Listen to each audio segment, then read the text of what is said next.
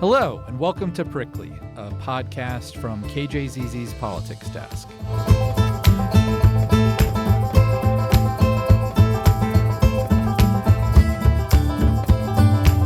Thanks so much for tuning in. I'm political editor Ben Giles. I'm Wayne Schutsky. And I'm Camryn Sanchez. With the 2024 election finally in our rear-view mirror, we're going to take a look ahead to the 2025 Arizona legislative session, where lawmakers are probably going to spend a lot of time talking about the 2024 election. That's right. Republican lawmakers are already making a lot of noise about changing Arizona's election laws to speed up vote counting after it took about 2 weeks for most counties across the state to finish tabulating ballots this year. But isn't that how long it usually takes? This isn't out of the ordinary. No, that is about right. The timeline this year was right in line with the historical norms we're used to seeing, even though election officials in most counties this year had to actually deal with a 2-page ballot, which essentially meant they had to count twice as many pieces of paper as they did in other years. So some counties were actually, in some ways, more efficient this year than they have in the past, and still managed to do it in what is the normal time. So what's the problem here? That's true, but for many people, and it's not just for Republicans, the fact that Arizona takes so much longer than other states do to get results is not acceptable, and especially because this is a swing state, and the outcome of something like the presidential election could very well hang on Arizona again. And that's the point of view of Republican Senator J.D. Mesnard. I mean, because President Trump won the Rust Belt states, they weren't waiting on Arizona, but had he not, and had the entire country been waiting on us, I suspect that Governor Hobbs would not have said there's no problem.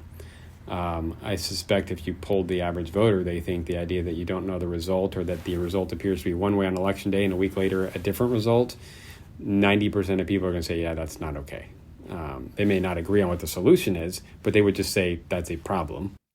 So it does go beyond impatience, and it feeds into people's suspicions about election security. And when people aren't familiar with a process and don't understand why it takes so long to get our election results, they just see that there's all this extra time and uncertainty, which creates outrage when the results change. The main reason for the slow results is that most Arizonans vote by mail, and many drop off their ballots on Election Day. But those take days longer to tabulate, and they all have to go through a signature verification process. So Republicans suggest either moving up the drop-off date for the so-called late earlies, or requiring voters to drop off their ballots closer to Election Day if they're showing ID, and eliminate the need for signature verification. The ID would eliminate the signature verification process that does take some time, but it seems like there is pretty uniform support among Republican lawmakers for this. Yeah, we're hearing this from both chambers that they'd like to see these changes, and other Republicans, like Maricopa County Recorder Stephen Richer, have also called for similar reforms. And that's notable because folks like Richer and Maricopa County Supervisor Thomas Galvin, who's also backing the changes, have butted heads in recent years with the legislature over election-related conspiracy theories connected to those disproven claims that fraud affected the results of the 2020 and 2022 election. But Democrats, on the other hand, are very opposed to making any changes to early voting in Arizona. I spoke about that with Senator Priya Sundaresan, who will lead Senate Democrats next year. My question is, why are we talking about this? Why are we trying to push up the voter deadline? Were there issues that were demonstrated in this year's election that call for this kind of action? I think, what is the problem here that is being tried, that is being attempted to be solved, because I don't think we're seeing the kind of calls for changes to the election process due to any actual problems that happened during this election.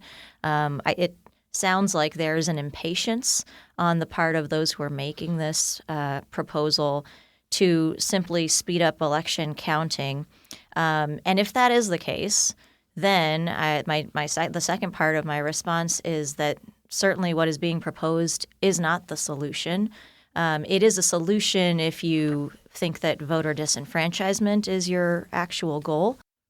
Okay, so if that's not the solution, do Democrats have any alternative ideas? They have a few. Sundaresan told me she prefers other solutions like expanding in-person early voting through the weekend before Election Day. Right now, that cuts off on the Friday before Election Day. She also supports allowing voters who are turning in those quote-unquote late early ballots to verify their identity at the polls using an ID instead of putting their ballot through the time-consuming signature verification process. And there's actually a new law going forward that will allow voters to do just that, but it's going to remain optional. What Sindaration doesn't support is requiring those late early voters to use an ID to verify their identity, which is a key component of Mesnard's bill. Making it mandatory removes the benefit of being able to drop your ballot off at the polling location without having to stand in line, right? That's what would lead to the longer lines and the decreased turnout. We want to keep those that accessibility that we currently have to make it so that voters who have kept their ballot till the last minute are able to drop it off quickly, easily, go on with the business of their day. Not everybody has an hour or two to stand in line and wait to turn in their ballots.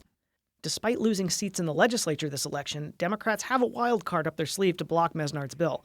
Governor Katie Hobbs. She's already signaled she'd veto any attempt to change how or when voters can turn in their early ballots.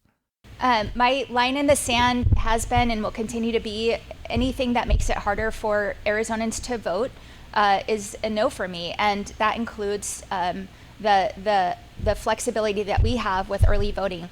Okay, so we're at a stalemate. Republicans control the legislature, and they can pass whatever they want without any Democratic support, but Hobbs can veto all their ideas. Yes, if Mesnard's bill can't get past Hobbs, however, Republicans have a workaround of their own, which is to refer the proposal to voters. And they use that tactic a lot over the past 2 years, sending 11 total measures to the 2024 ballot.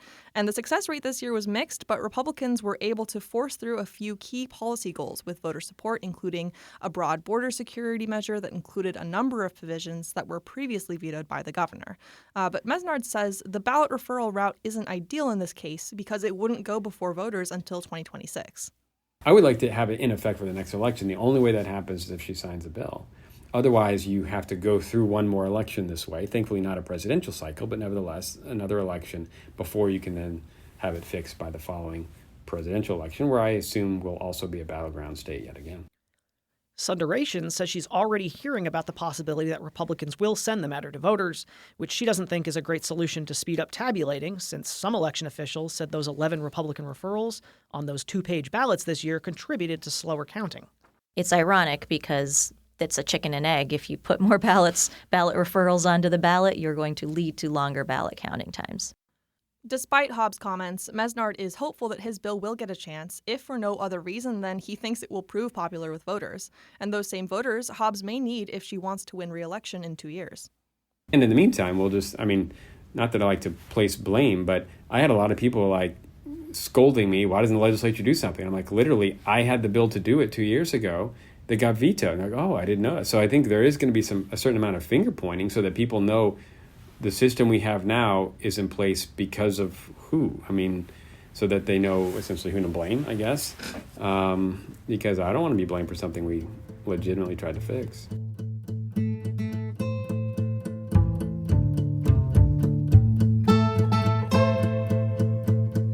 Could come down to electoral politics per usual. I know you two will be keeping an eye on this over the next few months to see how this bill and others fares at the state capitol in Phoenix. Thank you all for listening to this episode of the Prickly Podcast from KJZZ's Politics Desk. Tune in to 91.5 to hear all of our coverage of the upcoming legislative session and all things politics. You can also follow us online at kjzz.org. And please subscribe to the Prickly Podcast wherever you get your podcasts.